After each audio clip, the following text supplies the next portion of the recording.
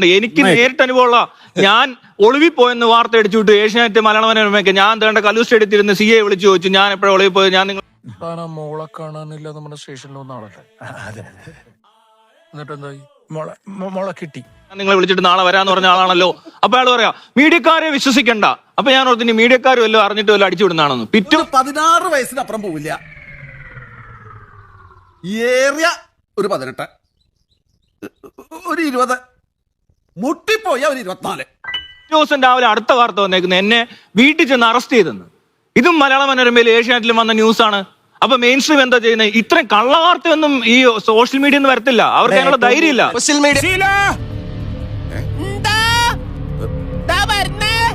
എല്ലാരും വിളിച്ചു നടന്നിട്ടില്ലാത്ത സംഭവം ഒരു മെയിൻ സ്ട്രീം മീഡിയയിൽ ഇത്രയും എസ്റ്റാബ്ലിഷ്ഡ് ആയിട്ടുള്ള ഒരു ഇൻസ്റ്റിറ്റ്യൂഷൻ ഇരുന്നോണ്ട് ചെയ്യുന്ന ഞാൻ പറഞ്ഞത്. ആ പരിപാടി. അപ്പോ പിന്നെ എങ്ങനെ തുടങ്ങി? ഒരു ഭണ്ണാരം കൊല്ലം വെച്ചങ്ങ് തുടങ്ങി. വ്യാജ അമ്പലോ കൊടുക്കണ്ടെന്നേ, കൊടുക്കണ്ട. അങ്ങനെയല്ല ഞാൻ പറഞ്ഞത്. എനിക്ക് സൈബർ പോലീസിന്റെ ഓഫീസിലേ പോകണ്ട. ഞാൻ 2 പ്രാവശ്യം പോയിട്ടുള്ള മടുത്തിയാൻ. അയ്യോ എനിക്ക് പഴയ പണിയൊന്നും വീണ്ടും തുടങ്ങിയിട്ടില്ലല്ലോ. ഇല്ല സാർ, ഞാനിപ്പോ ഒരു പുതിയ മനുഷ്യനാണ്. 100% സൽസ്വഭാവി.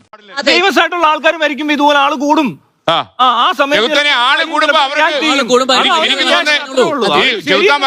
ഒരു സിനിമാ നടനായിക്കൊണ്ട് സ്വന്തമായിട്ട് മരിക്കാൻ പോലും പറ്റത്തില്ല. ഇങ്ങനെ എന്തെങ്കിലുമൊക്കെ പറയുമ്പോഴേ എന്റെ മനസ്സിനൊരു സന്തോഷം ഉണ്ടാവുള്ളൂ. അതിനകത്തൊരു പ്രശ്നമുണ്ട്. ഞാൻ പറയാം എങ്ങനെയാണ് ഈ കണ്ടന്റ് റീച്ച് ആവുന്നത്. ഇത് ആരായി കാണുന്നേ?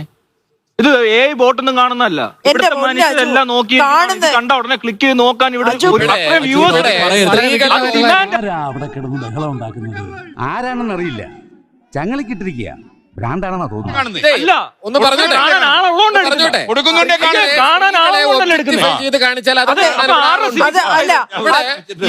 മനുഷ്യരുടെ സ്വകാര്യത വിറ്റാണ് കാണാൻ ഇവിടെ ആളുകൾ. നാട്ടുകാരുടെ പിന്നിൽ നമ്മുടെ തറവാടിന്റെ മാനം തിരിച്ചു പിടിക്കണം. അതിനെന്താ ഒരു വഴി? ഉപയോഗിക്കുന്നവർക്ക് എല്ലാ സെൻസ് വേണം. എനിക്ക് നിങ്ങളുടെ കോണ്ടന്റ് കാണാൻ താല്പര്യമില്ലെങ്കിൽ എന്റെ ന്യൂസ് ഫീഡ് കയറി വന്നാൽ ഞാൻ ചിലപ്പോൾ നോക്കിപ്പോവും. അത് തട്ടിയും കളയണം. ഞാൻ പറയാം ഓട്ടോമാറ്റിക്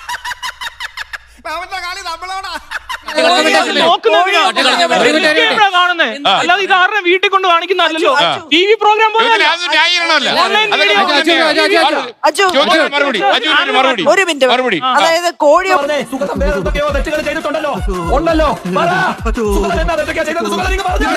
ഞാൻ കണ്ടില്ലല്ലോ. ഞാൻ ഈ ചന്തുവിന്റെ വിഷയം കണ്ടിട്ടില്ല. എല്ലാരും കണ്ടു. ഒരു ഫോട്ടോ കണ്ടു ചന്തു പ്രതികരിച്ചു. അതിന് ഞാൻ എന്നാ വേണം?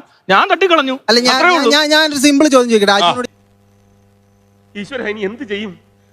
ആലോചിച്ചിട്ടൊരു എത്തും പിടിയും കിട്ടുന്നില്ല. ഈശ്വര ആലോചിച്ചിട്ടൊരു എത്തും പിടിയും കിട്ടുന്നില്ല. അത് തന്നെയല്ലേ ഞാനിപ്പോ പറഞ്ഞത്. നീ പറഞ്ഞു എന്ന് പറഞ്ഞാൽ എനിക്ക് രണ്ടാമത് പറഞ്ഞൂടെ? ഓഹോ, നന്ദി, നമസ്കാരം.